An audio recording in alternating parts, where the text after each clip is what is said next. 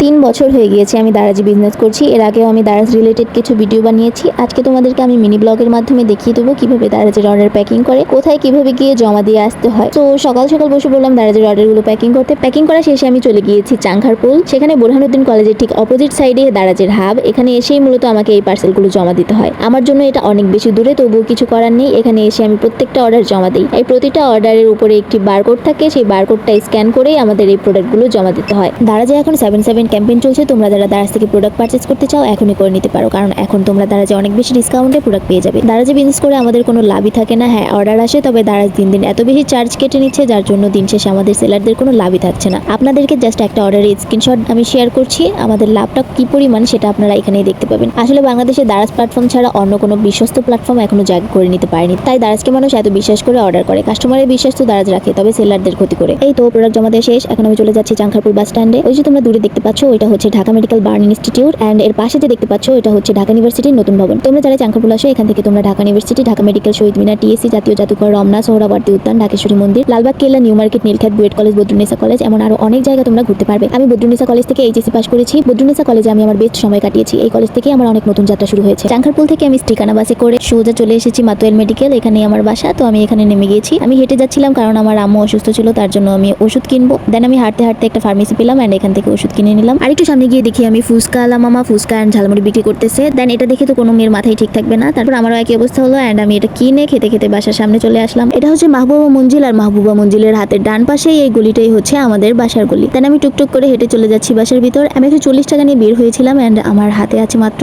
10 টাকা। মূলত এই কারণেই আমি আজকে রিক্সা করে আসতে পারিনি, হেঁটে হেঁটে বাসায় আসতে হলো। এন্ড আমাদের রাস্তাঘাটের অবস্থা স্কিপ করবেন আপনারা, কারণ এখানে কোনো সরকার নেই আমাদের দেখার জন্য।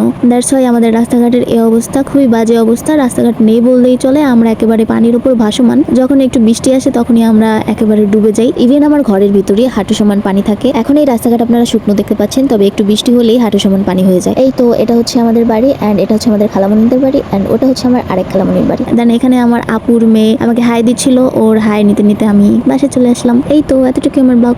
Bye bye.